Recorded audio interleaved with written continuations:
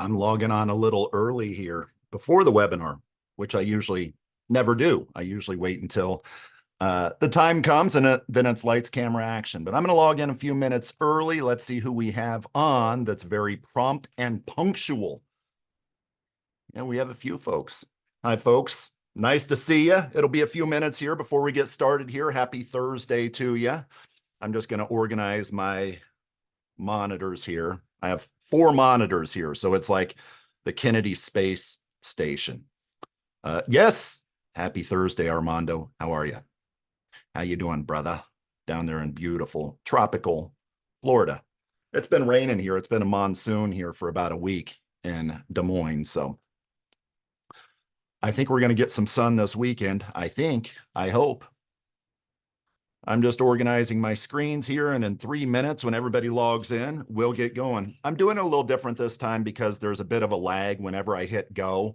A couple minutes later, that's when everybody, is able to join just because of the lag time that Zoom has. So doing it a little bit different today. Yeah, we have all kinds of new guests on and very prompt and punctual guests 3 minutes before showtime here. All right, so check this out. So it's been more than one time recently where I've been going through my presentation, and realized that I haven't shared the screen. You guys are like, oh, I didn't know there were supposed to be PowerPoint. So a little reminder to myself that once I get going, I need to share my screen. But in the meantime, it's just my ugly, bald face that you'll be looking at least until we get started here. All right, so where's my chat pane? Y'all can chat if you want. Chat pane, boom, right there. Any requests? I'm like a DJ. Any requests for today before we get started? Any words of wisdom? Any encouraging advice?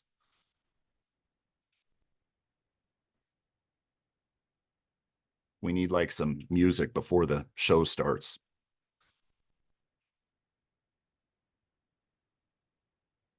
Yep. Talk a little bit about the DOL rule. Yep. Armando's ahead of me there. DOL rule. Talk a little bit about it. Yeah, I'll get into that here in a bit. The whole PTE 8424 stuff. Some people are saying the world's coming to an end. Some people say that it's all going to be fine. Of course, the people that say that the world is going to come to an end are usually those selling some sort of a service that you should latch onto for purposes of the DOL, so your world does not come to an end. I'm fairly moderate. I'm somewhere in between. It's nothing at all because it is very much something. It's something very important, the DOL.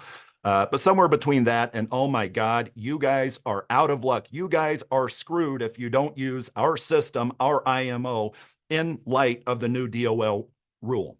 It's somewhere in between with me. Selling bomb shelters, that's right. You have folks selling bomb shelters, and the nukes are coming, is what some of them would say. I'm starting a company called Incomes and Legacies, so I'm very interested in your most thoughts. Yeah, would love to help you out. Would love to help you. Since we have about another minute here, I'll kind of toot my company's horn here. We are probably the fastest growing IMO in the industry right now, which creates capacity issues for me, but I don't think anybody will tell you, man, Charlie's impossible to get a hold of.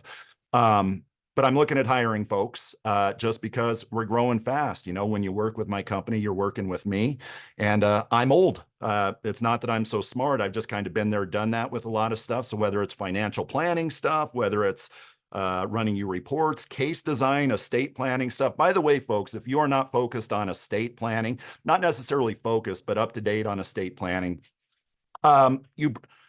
I shouldn't say you should be, because who am I to tell you what you should be doing in business? But I will tell you that the estate planning, long-term care, and Social Security are the 3 hottest topics that if you want to motivate somebody to action, to get up, put their butt in the car, drive across town to listen to a seminar, for instance, those are the 3 topics. And with 2026, the estate planning conversation is going to be even more important because, folks, what's happening in 2026? Then we'll get started with the official agenda here.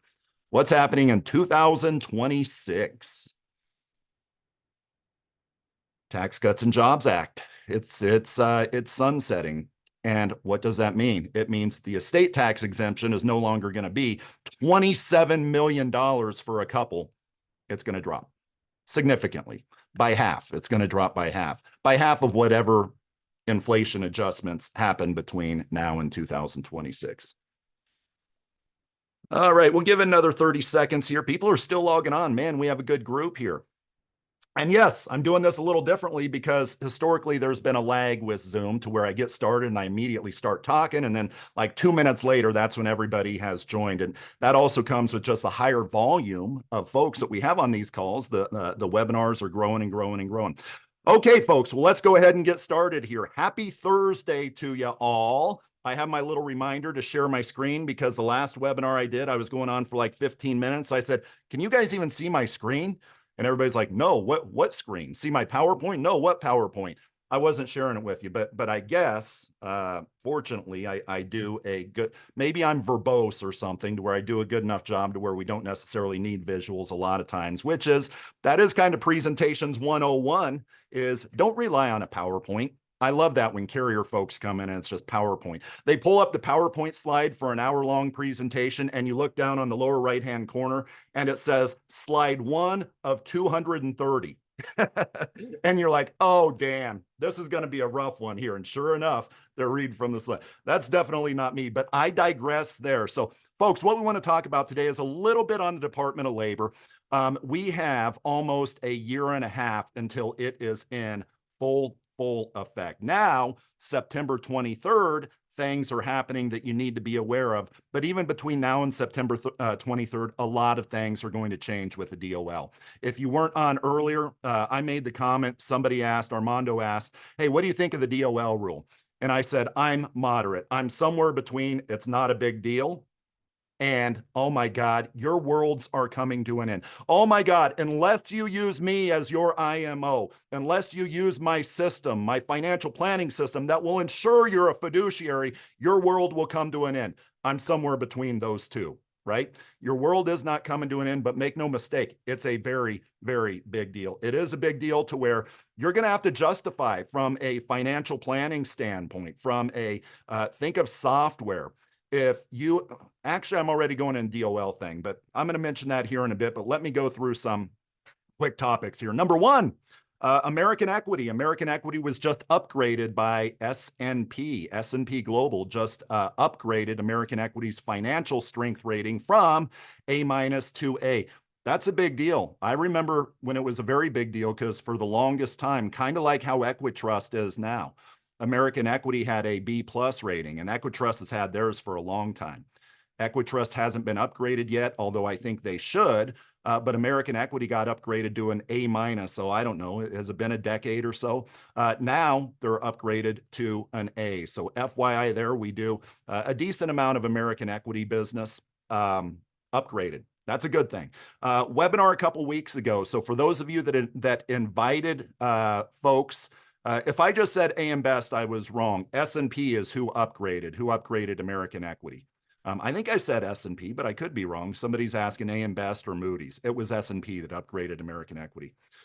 Did a webinar a couple weeks ago for your clients. Thank you to those that invited clients to the webinar, the national webinar.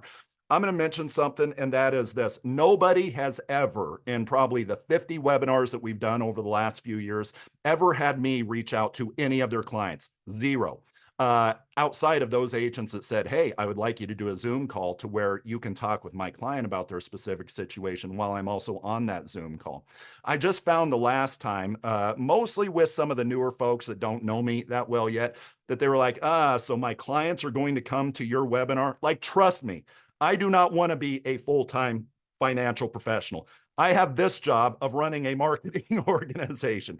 Trust me, I do not want that, but I will help you with your clients as much as possible. The point there is, we've gotten like 5 sales so far. On Friday, tomorrow, we're selling a probably $1 million annuity. I think that's what it came down to. I ran a journey guide, retirement income plan, also some long-term care stuff in there from that webinar. How much of a split am I going to take off that case that came from that webinar? Agent invited his clients to my nationwide client webinar. Zero of a split. It has just been me and the clients and the agent doing Zoom calls I ran the retirement income plan. We also have Roth IRA conversions built in there. It's a complicated plan. This client's worth $3 million. We're going to take a third of it, put it into a guaranteed lifetime withdrawal benefit annuity. That came from the call a couple weeks ago. What else came from the call a couple weeks ago? So I have an agent here in town who says, hey, Charlie, I have a client who basically just wants to sign the paperwork. They listened to your webinar. I told them a little bit about the One America strategy that you mentioned in the long-term care segment, per my comments in the email that I sent out yesterday and today. The long-term care segment in that webinar that you now have a video clip of. He said, my clients listen to that. All you need to, he says, I don't have time, Charlie, but if you want to split it with me, you can go out and have the paperwork signed. I said, you're a great agent. I'll go out and have the paperwork signed. I did that a couple hours later, 17,000, actually 18,000. I have the illustration here that I'll show you. $18,000 per year in recurring premium with One America. The hot topic from that webinar, where there's been, like I said, probably half a dozen or 5 cases sold already, was that long-term care story. Here's traditional long-term care. Here's life insurance long-term care hybrid. Here's annuity long-term care. And you guys and gals have that 20-minute clip that I actually recreated just to make it more smooth rather than me in webinar land. I recreated a video that's a little more succinct. It's still 20 minutes, but it's a mini webinar on Mrs. Client. Here are 3 different long-term care options that may interest you. And by the way, I partner with this guy, Charlie Gipple. He's a CFP, been doing this for 25 years. That's the guy doing this, but you may want to listen to this, Mrs. Client, and come back to me and ask me if you have any questions at all about it. You will get sales if you have a good amount of clients that you send that to. So webinar a couple weeks ago. Number 3 is you'll start to hear about a company here in Des Moines that just popped up, Revel One. We have access to them. We have access to them if you want them. I'm not a big jump on it immediately type of guy, especially when they're less than an A rating, but you'll see a lot of information about a new company that popped up here in Des Moines. Revel One is the name of it. Just know if you have any questions, comments, concerns, hey, Charlie, I think you should get this company. Just let me know there. I can get access to it, but so far you wouldn't have seen any marketing material from me just because I want to see how it plays out. How are renewal rates going to be ultimately? How is the service on this newly formed company? How is it? Or is it going to be a disaster? Is it going to make all of our lives miserable? So Revel One is a company that's doing a ton of advertising, and you'll see that. Number 4 is seminars. The seminars, as I just alluded to, seminars and webinars, as I just alluded to, they continue to sell a lot of sales, a lot of annuity sales, largely because the main seminar that we do is a Social Security seminar. So if you're interested in seminars, if you at least do $1 million a year in annuity business, talk with me about the seminars that we're doing. It is popular enough to where I am getting to where if you have a gazillion different IMO relationships and you just want to give me a sliver of that with these seminars that you do, effectively, I'm no longer doing that because yeah, somebody does a few seminars. They have all these relationships with these IMOs over there. No sales come from it, which is certainly outside of my norm when I do the seminars, when my good agents do the seminars. And I just don't like that dynamic. Okay, well, I've spent my time creating these seminars, the leads, the registrants for these folks, but I'm not getting any sales from it. So one of 2 things is happening. One is that the seminar is just not being delivered very well, which means that, well, sales are not coming in. Or the second thing is that sales are coming, it's just not with me. In either case, I'm getting a little more strict with who it is that I invite to the seminar system because the demand is there. For $1,000, if we can get you in front, heck, for $1,000, if we can get you in front of 15 people, that's pretty darn good, right? But the national average, last year at this time, it was like 20 per registrant, but now it's around $25 per registrant. We've ticked up a little bit. I don't know what's going on out there, why it's ticked up to $25 per registrant, but do the math. $1,000, that's 40 registrants, right? And lastly, make sure you follow my YouTube page. I'm actually getting some leads that pop in from my YouTube channel. So over the last month, got a couple of consumer leads, one down in Oklahoma and one in, the other one was in Maine. So I'm getting some YouTube leads. I'm trying to build my following out there on YouTube. So you'll see occasionally that I'll do a consumer focused thing, a consumer focused video on YouTube. Why? Because that's generating leads, not for me, but for folks in those geographic areas that work with my company as their IMO. Let's see. Do you have any Social Security seminar dates set up for this year? And folks, by the way, ask questions as we go here. Social Security seminar dates set up for this year. We have quite a few of them, but those are other agents, of course. I don't have any. So actually, I do have a Social Security seminar that I just set up today that the Facebook advertising is running on. Hopefully, right now, hopefully it's approved.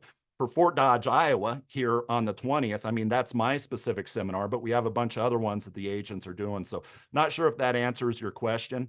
I do think it's getting about time that I do a nationwide Social Security maximization webinar so that, again, like a couple weeks ago, you can invite your clients. I give you your own unique Zoom link so that when a client clicks on that, I know which agent is that client's agent. Obviously, we don't want them commingled with other agents there. So I send you your own Zoom link. I send you your own little nice description of what the webinar is going to be. You send out to your clients, invite them to that Maximizing Social Security webinar. When will it be? Well, Kenny, you just kind of gave me the idea. I think it's getting about that time here to do one of those. Maybe not answering your question, but we have a lot scheduled. It's just a matter of, what you're asking for exactly there. And we can talk offline, of course.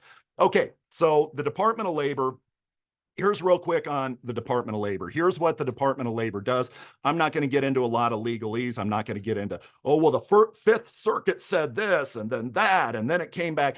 In short, it's more benign than what it would have been in 2016 when it got vacated. You know, you remember in 2016 that this DOL rule, it was tough because, okay, you all, if you have any annuity or any IRA rollover business, 401k rollover business, which is like 60% of the annuity world today, 60% are from rollovers. And that's pretty consistent with CG Financial Group's $50 million that we did last year. 60% of that is rollovers from IRAs, 401k plans, simple IRA plans, 403B plans, 60% of that. So back in 2016, it was, hey, if you're dealing with any of that money, you are a fiduciary. And if you're a fiduciary, you need a financial institution to supervise you. You're like, man, I'm not affiliated with a bank. I'm not affiliated with a broker dealer, many of you. I'm not affiliated with an RIA. I don't have a financial institution. So us IMOs were running around like chickens with our heads cut off saying, how do we become a financial institution so we can supervise our agents without us being a broker dealer, without getting Series 65s and everything for everybody? That's not the case anymore with this Department of Labor rule. So that was vacated in 2016, but then after a bunch of stuff, after a bunch of announcements that scared the crap out of a lot of people, on April 25th, actually, it was published. The final DOL rule was published in the Federal Register, which basically makes it law. And once it's published in the Federal Register, 150 days later, it becomes effective. So 150 days from April 25th is September 23rd of this year. So what is this? And by the way, September 23rd of this year to September 23rd of the following year, that's a bit of a phase-in period. So September 23rd to September 23rd of 2025, it's a bit of a phase-in period. So here is what the DOL rule says. So traditionally, when you are dealing with IRA rollovers, and by the way, think of life insurance. So life insurance, folks, you're not off the hook. In many cases, right? Somebody takes a required minimum distribution from their IRA and they want to fund a life insurance policy with it. You know, there's a good estate maximization strategy out there that I've used a lot. You are now a fiduciary. You are now a fiduciary as it pertains to this new DOL rule. So historically, there had been this 5-part test that we have been able to avoid until this year. And the 5-part test is, you are not a fiduciary unless you provide advice on a regular basis. That advice is individualized. And then there are 3 other things. But in short, a one-time sale of an annuity or a life insurance product did not mean that you were a fiduciary. Did not mean you were a fiduciary. So that's how we've been able to not be fiduciaries over that period of time. And why is it important that we are not fiduciaries? Now, I have always done what's in the best interest of my client. I've made good money over my career. I don't even look at my commission when I sell personally to my clients, right? If a product's going to pay me 2% and it's better for the client than the product that's going to pay me 6%, that's what I'm going to give the client. Well, then, Charlie, then what the heck is your issue with the whole fiduciary title? Folks, what is evil? What is considered evil? What is considered prohibited if you are a fiduciary providing fiduciary advice? Why is this relevant? What's wrong with being a fiduciary? What are you not allowed if you are a fiduciary? Commissions. Commissions. Commissions, if you are a fiduciary, right? So think investment advisors. Can an investment advisor get a commission? They cannot, right? That's why you have this whole fee-based stuff. That's why you have to get your fiduciary license, your Series 65, and that's why you cannot get commission. Now, technically, that person could, have their insurance license and they could get a commission, but they cannot represent themselves as a fiduciary while getting that commission. The whole take this hat off and put the other one on, that's frowned upon. You cannot do that, right? But in short, if you're a fiduciary, you can't get a commission. Okay, so then what the heck's going to happen here? Well, that is a prohibited transaction if you get commission. So fortunately, there are prohibited transaction exemptions. So if you do this, and this, then you have an exemption from this prohibited transaction. You're still a fiduciary. But you can have this exemption to where you can get paid commission. And private transaction, prohibited transaction. I've been talking about private placements this morning, not private transactions exemption, prohibited transactions exemptions from 1984, PTE 8424. This is how you will be able to make commissions. And this is where the arguments are going to be around between now and September to the next September, is what does that mean? How do you follow the PTE 8424? Eventually, I'll tell you what's going to be required. First of all, a heck of a lot more commission disclosure, especially after September 23rd of this year. As a matter of fact, eventually you will have to give the clients documents that basically lay out your process, how you arrive at that client's, how you arrive at the recommendation that you made for that client when you talked with that client about rolling over their IRA, for instance. Your commission has to be reasonable. Well, what's reasonable? That's kind of what carriers are wrestling with now. By the way, the need for financial planning software, right? Hey, Mrs. Client, I can give you guaranteed income of, say, $8,000 a year on your $100,000 at age 65. Is that better than keeping it in the stock market? You tell me, is that better than keeping it in their 50-50 portfolio? Well, yeah, Charlie, because the 50-50 portfolio statistics show, studies show that it's only a 4% withdrawal rate that they can take out. Yeah, but technically, if you want to get technical, that 4% withdrawal rate is calculated so it increases with inflation. So which one is better? So should you get audited, should somebody come and sue you for violating your fiduciary status, are you able to provide documentation within 6 years? So think of storing your documents, right? This is another part of the PTE 8424. You have to keep your documents, your files, your proof that you're a fiduciary to that client, basically, for a 6-year period of time. But do you have the ability to demonstrate that? Folks, this is where Journey Guide software. My point about the technology providers, there is merit to them saying, hey, a bomb is coming and we sell bomb shelters. Yeah, Journey Guide, you get that for $25 a month through CG Financial Group. Retirement Analyzer, that's another financial planning tool that I use. I think most of you know that I'm a CFP myself, a CHFC, a CLU, and an investment advisor myself. So I do all of this stuff on a daily basis, and this is where I will be able to help you, where our organization will be able to help you. Annuity Rate Watch. How do you know that you provided them with the best product? Because that's what a fiduciary is, doing what's in the best interest for clients. And people are like, man, But how do we know what the best is that's out there? And that's a tough part of being a fiduciary. How do you know that it is the very best that's available today? I would argue that in many cases you can't necessarily, but you have to do your darndest to try to get the best. Annuity Rate Watch, Annuities Genius, again, the financial planning software. You all have access to Winks. Cheryl Moore, my friend Cheryl Moore, Winks information that says, hey, who has the highest cap in the industry today? Who has the shortest surrender charge period on an indexed annuity today? This is the stuff that will not be desired in a fiduciary world after September 23rd of this year. This will be stuff that you have to utilize. Now, folks, what's that going to do to you tell me, what's that going to do to your relationships with your IMOs? The average agent has a few different IMO relationships. You tell me, are you going to have more IMO relationships or less?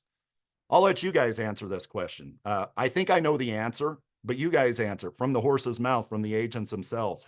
Are you going to have more relationships with IMOs or less? If you have 5 different IMOs, what does that mean after this happens? Everybody's saying less. Consolidation. Absolutely. And you're probably going to consolidate with those folks that actually know what they're doing, right? Versus that 20-year-old that answers the phone and says, yeah, well, the XYZ wholesaler was just in, and since they're top of mind and fresh to me, then I would say they're the best product. No, there has to be data. There has to be technical knowledge around why you made the recommendation that you made. And that starts September 23rd. It just gets more intense a year later once the DOL rule is in full effect. So all the details, what you need to do to prepare, the details of this just came out, what was it, last week or the week before? You will be, if you like this type of content, if you feel the need for this type of content, which you can put in over here what your thoughts are on it, I can continue to update you on, hey, this is what you need to do as an advisor as we approach September 23rd. In the meantime, that is a high-level, non-attorney speak nutshell of what is happening with the Department of Labor rule. More to come there. If my practice is solely consultant-based, how will the fiduciary rule affect that? That's a good question. I'm not sure what you mean by consultant-based, as in, how are you compensated? Technically, actually, I don't want to get too technical, but consulting for a fee. So there's a big part of that 5-part test that makes you a fiduciary. If that is your normal business practice, and if you get paid for doing that, I'd be willing to bet then you're a fiduciary. But that stuff, heck, we have an attorney. I mean, I could run those case by case deals by them, and they'll tell us. All right. I appreciate it, Robert. I appreciate that. All right. So let's get into product here. What should I do, folks? What should I do now? I should share my screen. So I'm going to share my screen here. Let's get a little bit into product. So here we're going to talk about a lot. And frankly, I'm going to be done in 35 minutes. I promise I will be done in 35 minutes. Do you think that all FIA business will be through broker-dealers? No. Great question. I should have emphasized this. Do I need to go out and get my Series 65? No, you don't. Does it all have to go through a broker-dealer? Because broker-dealers have another exemption. They are the, kind of like in 2016, a broker-dealer is a financial institution.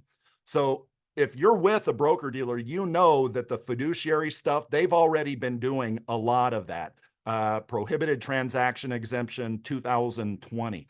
But fortunately, Armando, for you, that's not the only exemption. What is the other exemption that we have, or that you have if you're a non-registered rep? You have that private transaction exemption 8424 that says, yeah, you don't need a financial institution or anything. You're still a fiduciary, but you just have to do this, this, and this. Now, there's another question here.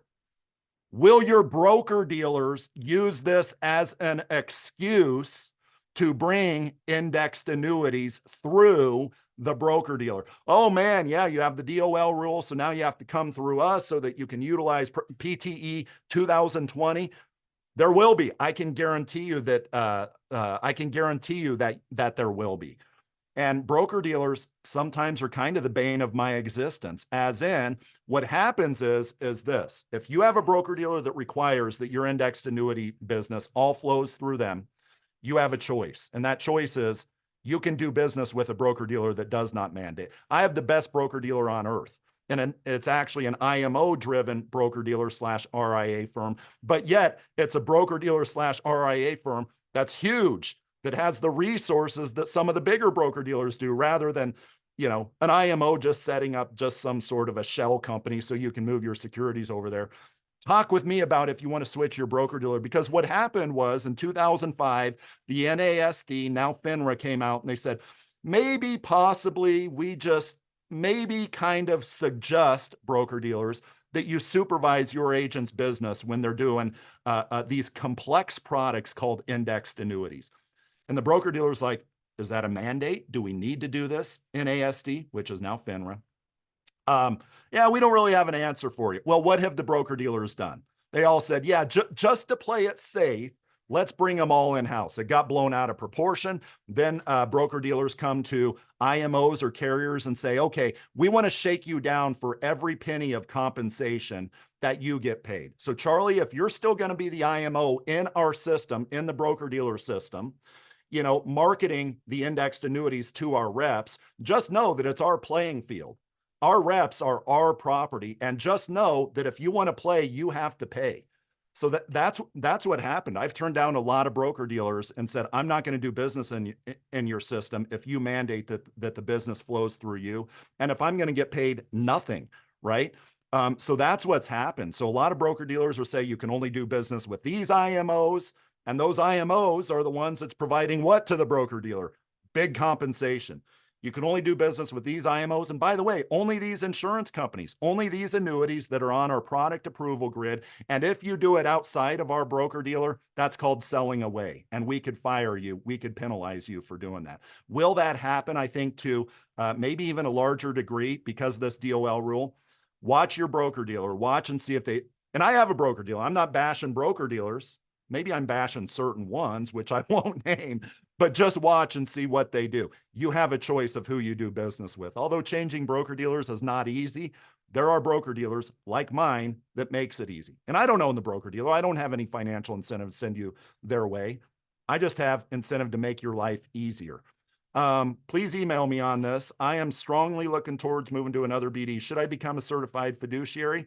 You know, it can't hurt. I wouldn't do it because of this. Either way, you're going to be a fiduciary. But it can't hurt. I'm going to get an estate planning designation here, right? Why? Because of me, because of what I want, because how I want to further brush up on my knowledge, not because of somebody else. I view that the same way. Looks like those are all the questions for now, and keep them coming, folks. Great questions. DOL stuff is always a hot topic. It was back in 2016. So here's an example of annuity rate watch. Yes, a lot of numbers. But here is somebody actually that came from the webinar a couple weeks ago, come to think of it, somebody that came from the webinar. This is going to be a Roth IRA conversion case. So they have $300,000, and this is not yet getting into my favorite products. This is just kind of going over some income-focused products. And some points around it that I look at, as well as giving some context on the various carriers. So I have a couple, age 58, 59, technically not in Iowa, but that's what I ran, $300,000, and they want to defer that income for 8 years. Charlie, how do you know it's the best product? Well, it's an income sale, right? So I want to see who provides the highest income. And this is where you have to work with somebody that knows more than just the numbers, right? Why?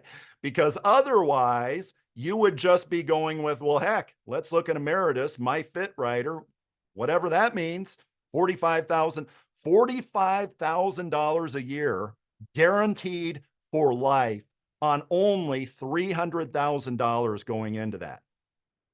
You walk away, you go write the client on that. Well, big surprise. The big surprise is you didn't talk with Charlie, because Charlie would have said, yeah, it's not a bad product. It's just you need to know that MyFit income rider, it tapers off, right? So yes, it starts out really high, which that's all that's shown on this report here, 45,000 bucks.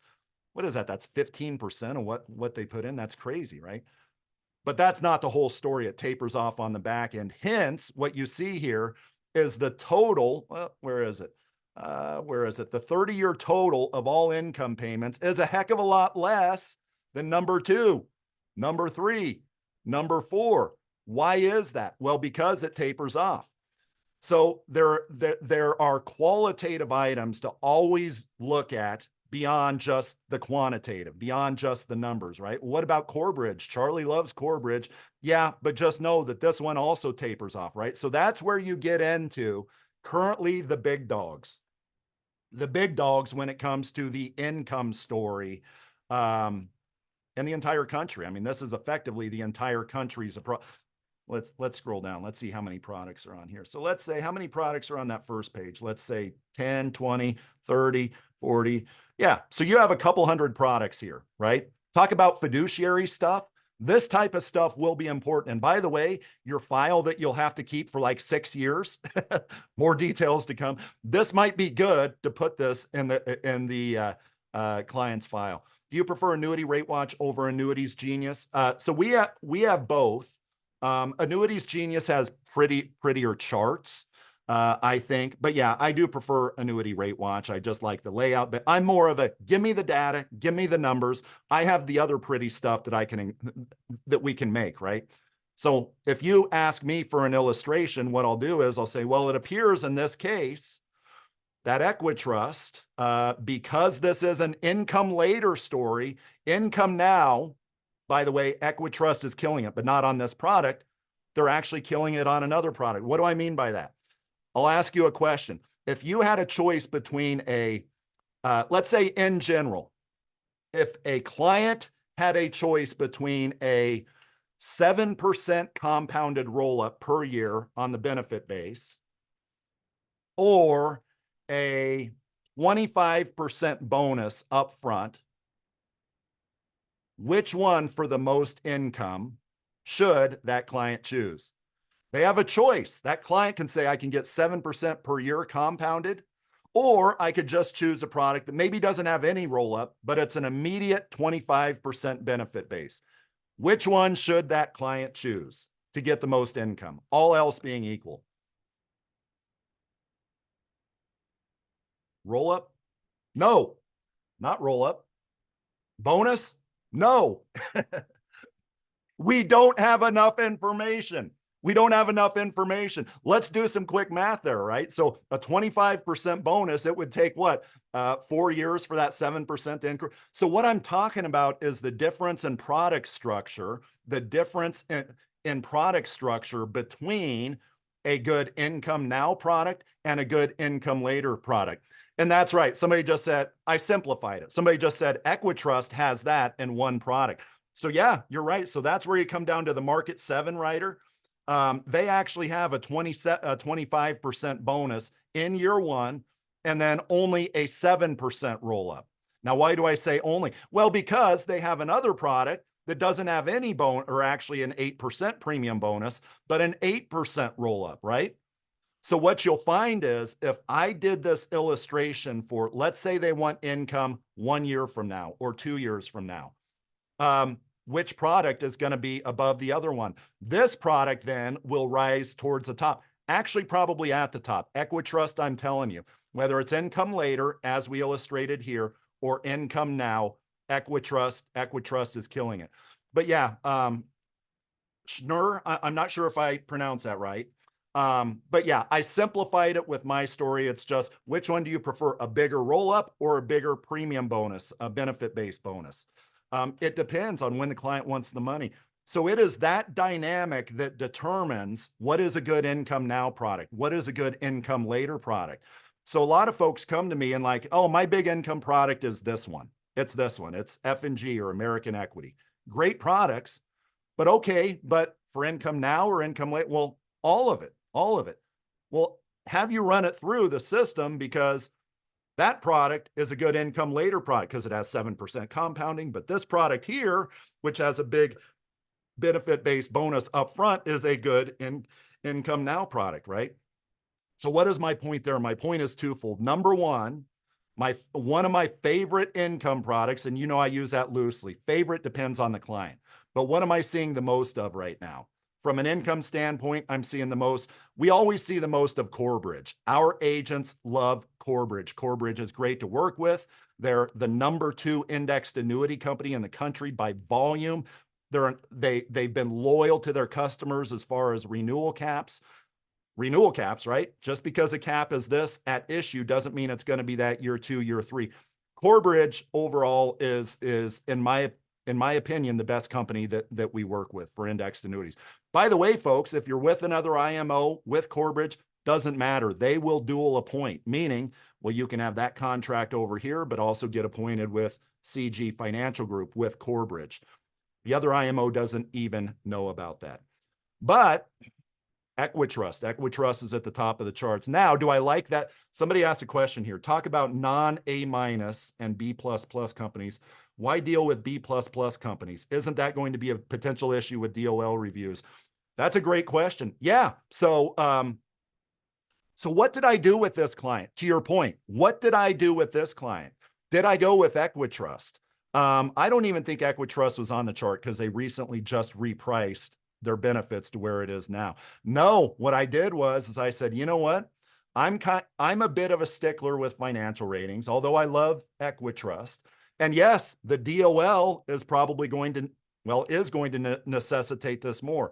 So, okay, so let's go down the list here. And by the way, there's only a 10% difference or so from the bottom of this page to the top of the page. We're not talking much difference.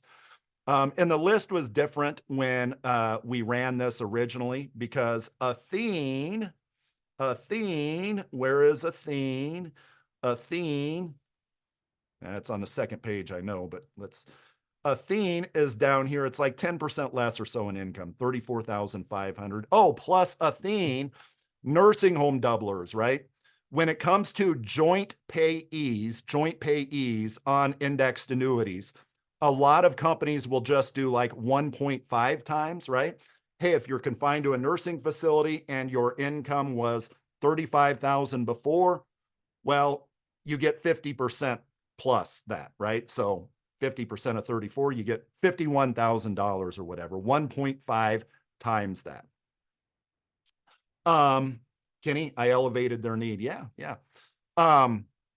With Athene, what I like is it's double. Even for joint, it's double, right? So you will get guaranteed $34,500 at age 66, but not just that. If you enter a nursing home, assuming there's an account value there, we can get into the technicalities of it. You'll get $69,000 for a period of 5 years, or whenever that account value hits zero, then it drops down to $34,500. So technically, to your point, Don, that's what we went with Athene. Plus, what else do I like about Athene? So check this out. So $300,000 of qualified money was going in. So think of this story. So when I took this and plugged this into my financial software, Journey Guide, they have $300,000 sitting in stocks and bonds. And when this person retires at age 66, they have a couple million actually in stocks and bonds and stuff.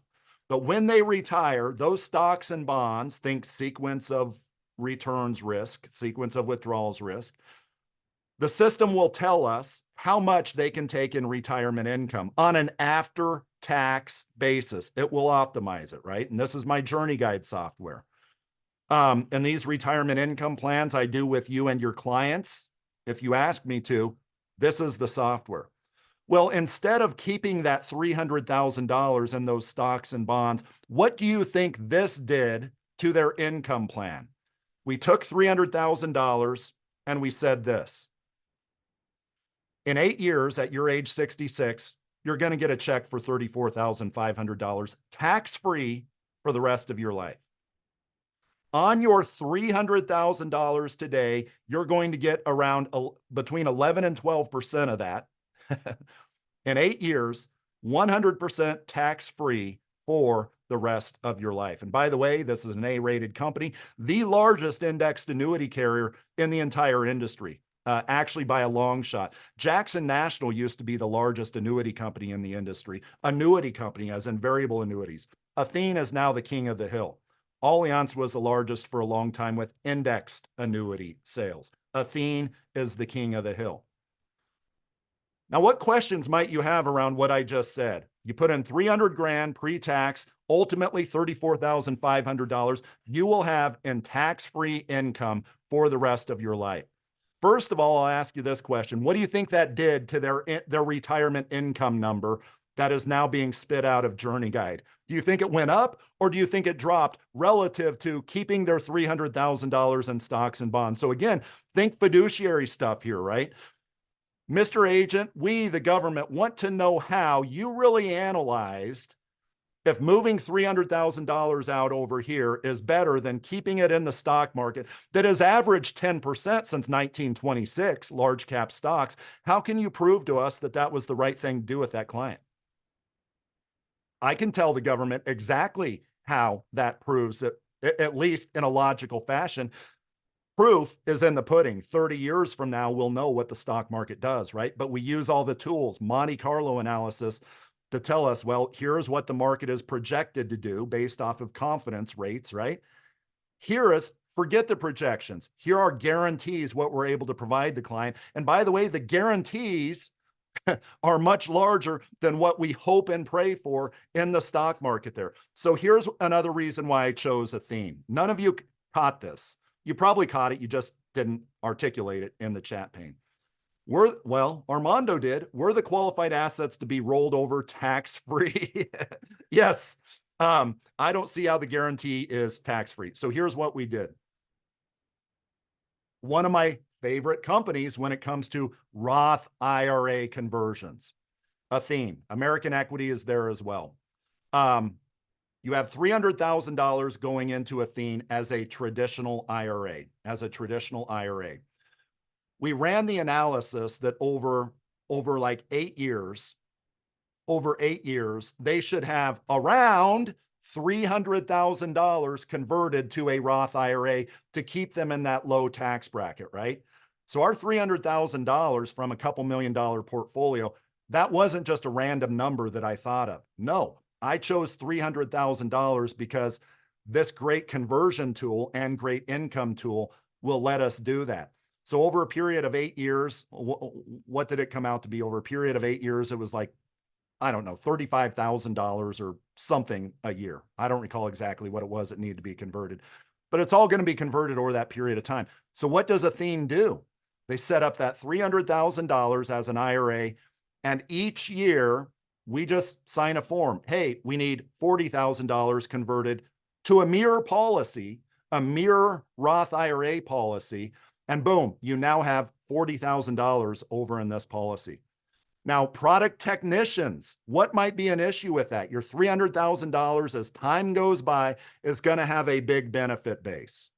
What questions might you have when I say, oh yeah, we're just going to move $40,000 over to here per year, and by the end of that 8-year period of time, we're going to have roughly $300,000, 100% tax-free. Robert, yep, you were tracking. Roth conversions is the answer. That's how we do it. So a couple questions here. So here is what you need to know about what makes a favorite Roth IRA conversion company. Robert's a smart dude. How does the Roth conversion relate to the benefits? Product benefits. Let's talk about product benefits. So you have a big benefit base here, $300,000, but you're chipping off $40,000. What happens? Not all companies do this. Athene does this, to where a proportionate amount of the benefit base goes over to that Roth IRA.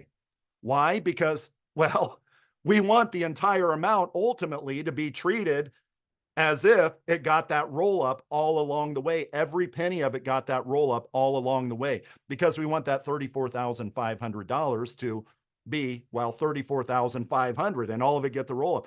But when you do that mirror policy thing, do you lose the roll up on that chunk? No, that's what I'm saying, is you get a proportionate benefit base year by year by year. Now, my guys at Corebridge, who I love, they don't do that yet. On their income focused product, they'll do the mirror contract. But that mirror contract of $40,000, what's the benefit base? $40,000.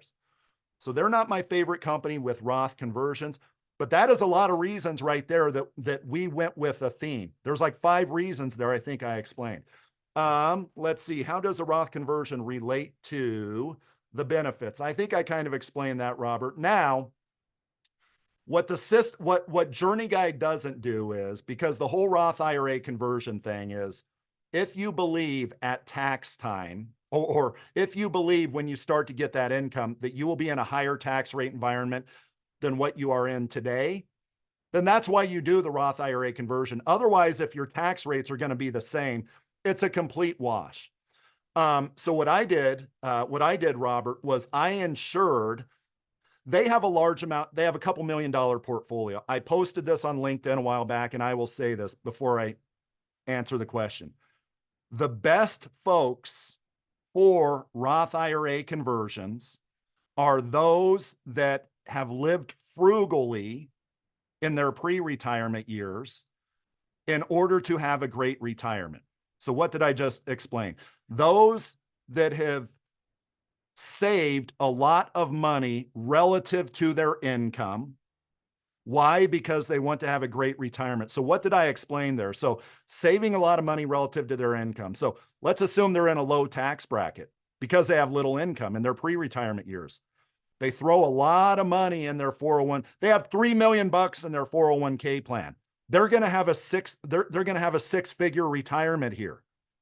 I did not have to assume in this case that tax rates were going to increase, even though they will, in order for the software to show them that with that $300,000 being IRA money, with that $34,500 per year coming in as taxable to them, I didn't even have to assume any tax adjustments upward to demonstrate the power of a Roth IRA conversion. Because let's exaggerate. If you make $1 every year that you work, but yet you've somehow saved to afford a six-figure per year retirement, you better do some Roth conversions, right? Why? Because you are in a low tax bracket today prior to retirement than what you will be after retirement. Frugal people that plan on having a good retirement, those are the ones that are best for the Roth IRA conversion.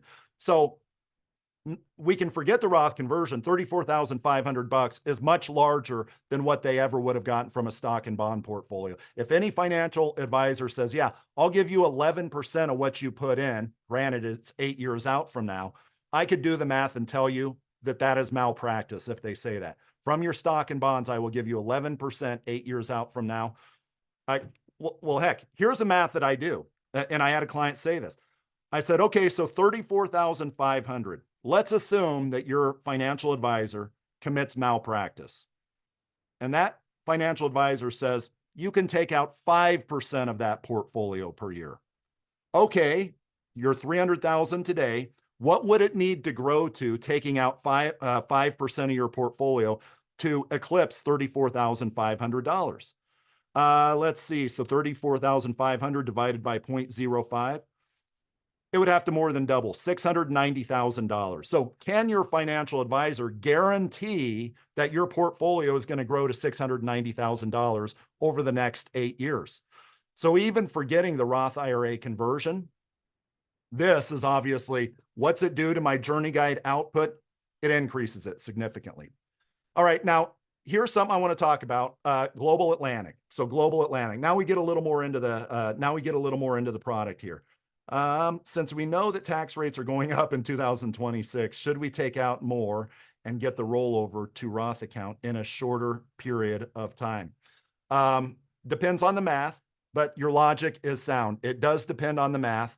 David McKnight recently did a video on this, as in, even when, and I have the tax brackets that's expected to be after 2026, but they're still not horrible after 2026. And his main point is look, if you take $300,000 and convert it over 2 years to rush before 2026, 150 grand in additional income, that will hurt you more than if you otherwise said, hey, between now and 2030, which is kind of when David McKnight, these are my words, but that's kind of tax Armageddon, 2030.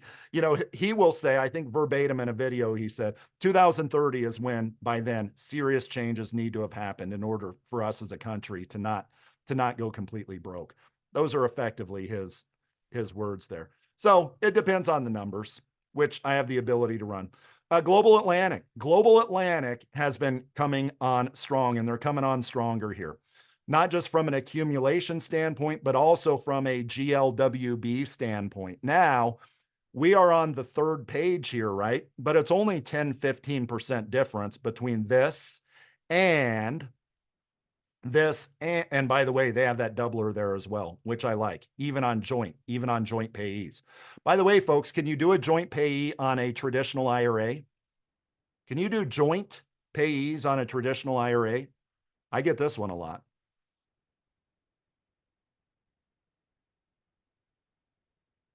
You tell me. Yes. Yes. Comes up all the time. You can't do joint owner. You can't. Steve, hey, nice to see you. Nice to see you, Steve. I was going to call out to you. I saw you registered for the website. Yes, it's not the same as joint owner, joint annuitant. It's just a joint payee. I get that question all the time, but I digress there. 33,000, it doubles even for joint payees. Again, many companies say only 1.5 times for nursing home. Now, what makes this cool is they are increasing their payouts by 50 basis points across the board. So let's call it 10% across the board. So effective May 20th, you'll see here, they sent this announcement out. Was it yesterday or the day before? These very cool words that are music to my eyes. Lifetime annual payout factors increasing. You check out the factors. They're bumping up their, I will tell you that if marketing organizations right now are not marketing Global Atlantic, they will be. I certainly will be. Besides this fact, they've just been great to deal with. Our wholesaler, he's the best out there. If you have issues with a case, if I have issues with a case, he gets it solved. So they're going to have a great income story, as I just demonstrated. For accumulation, they have a great accumulation story.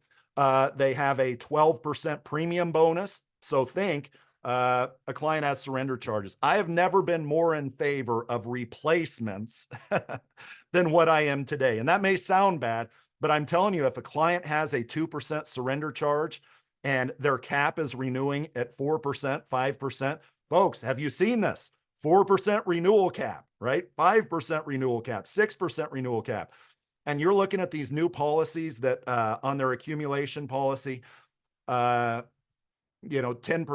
Corebridge, 11.5% on a plain vanilla S&P 500. 11.5% on a plain vanilla S&P 500, Corebridge. And they dual appoint, folks. Remember that for those of you that are with other IMOs.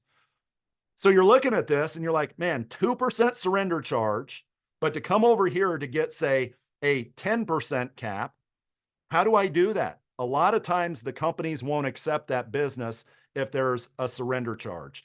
Many times it's, hey, if the surrender charge is more than 5%, actually, they don't care about the surrender charge. They care about the net after surrender charges, but also after premium bonuses.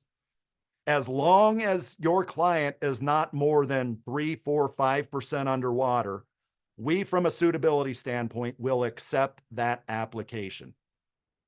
So what comes into play here? Maybe a 12% premium bonus with Global Atlantic, because that offsets the surrender charges. Maybe an 11% premium bonus with Athene, their performance elite. So I'm purposely talking about my favorite products here, right, folks? The 4 accumulation 2, you can choose the premium bonus. Now the cap goes down to 7.5 or 7.25, right? If you choose the 10% premium bonus. A lot like with Athene, it goes down to 7.5, I believe. If you choose the, depending on what state you're in, the 11% premium bonus. But they're very modular. Global Atlantic is very modular. Do you want the premium bonus or do you not? If you want the premium bonus, it's not going to be a 10% cap. It's going to be a 7.5% cap. Do you want a death benefit? Do you want a death benefit that will guarantee you 7% per year? 7% per year. So I'm not going to show you the illustration. That'll just complicate it. You have a 60-year-old that maybe has health issues, right? Why would you not look at a non-underwritten annuity with their $100,000? Guaranteed 107,000, 114,000, 121,000, 128,000 for 15 years. So on the same product that I just talked about, the 4 accumulation, you have a choice. Number one, do you want fries with that? Do you want a premium bonus or not? Do you want a premium bonus or do you want a higher cap? But the second question is, do you want that death benefit rider for 50 basis points fee, for a 50 basis point fee? What's that death benefit rider do? It goes up 7% every single year for 15 years. Here's a little cool, not so technical thing that I'll say. How are withdrawals usually treated? How are withdrawals usually treated with death benefit riders? Or how are excess withdrawals usually treated when it comes to GLWB riders? How is the math? How are they usually treated? Is it dollar for dollar, or is it on a pro rata proportionate basis?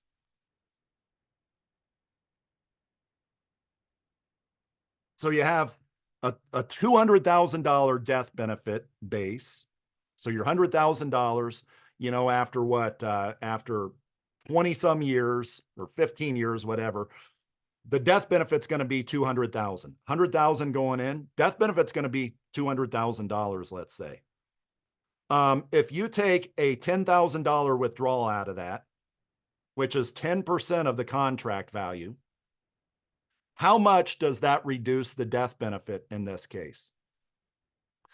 It's almost always proportionate. That's the pro rata thing that you hear about. Well, 10% from the contract value, even though you only got 10,000 bucks, that means that this is going to reduce by 10% or 20,000 bucks. Here's what's cool. For required minimum distributions, it's a dollar for dollar reduction. It's a dollar for dollar reduction. So if you actually played out all of the required distributions over a person's life and effectively spun that account value down to very little, because this was reduced dollar for dollar, you would still have a decent amount of money in there by the time that client passes away. That's a little bit of a niche, a little bit of a caveat with their 4 accumulation 2 product. 4 accumulation 2 is kind of their income later, or 4 income 2 rather, the middle one is their income later product. The 4 income, the income 150 SE is their income now product. Year 3 or 4 or so, if the client wants income beyond that, that's when you should look at the 4 income product, the one in the middle. Income right now, it's the income 150 SE that's going to be the best. That's going to be pretty soon at the top of these charts here. Mark my word, that's what's going to happen. As far as commission goes with Global Atlantic, the 4 accumulation, they have a 5-year, a 7-year, a 10-year. You'll see it's the typical 7% street level commission. 4 income 2, same thing, typical 7% on their 10-year street level commission. If you do a ton of business, that's when you and I talk about things other than street level commission. Now, what about just pure accumulation? Just, hey, S&P 500, do you have anything higher than the Global Atlantic 10% cap? I do. And it's my favorite company. It's the Corebridge product. It's the Corebridge product. It's the Power 10 Protector. 11.5% cap. 11.5% cap. No fees. So you can draw that little V diagram for your clients and say, hey, the market drops, you get a 0. What happens when the market goes up that next year? You get up to 11.5% cap. Market drops again. Do you lose that 11.5% that was previously credited? No, you don't. You don't lose what you put in, but not only that, you do not lose what was previously credited in addition to that. And here's the last thing that I'll say. And then, by the way, fill out the evaluation. Tell me what you think. I also have a question in there, which is, hey, if you're not appointed with us, why not? Just a question. We want to know why not. Lafayette Life, from a whole life standpoint, they have every type of product under the sun. They are our favorite whole life company right now, Lafayette Life. From a long-term care standpoint, I hope that all of you watched that video in my email. It's a 20-minute video. It's a mini webinar, but forward that to your clients and say, hey, I like this. I think that you may want to take 20 minutes and you'll probably get sales from it. And you'll see in the video, I say, hey, I work with the country's top financial professionals. And if they sent you this video, then, well, thank them for sending you this video. But anyway, here are the three options with long-term care. The star of our long-term care business is One America. Boom, you get a death benefit. But what if you have care? Well, you get access to that $200,000 death benefit. But not just that, you actually have double the death benefit for purposes of long-term care. And this is exactly the sale that I made a few days ago. This came from the webinar. This is a $18,000 a year premium.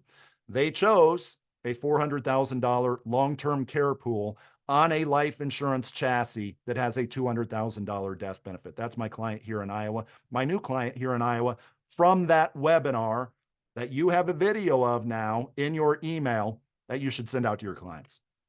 All right, folks, fill out the evaluation. I appreciate all your time. I look forward to working with all of you. Talk to y'all later and have a good day. Here comes the evaluation.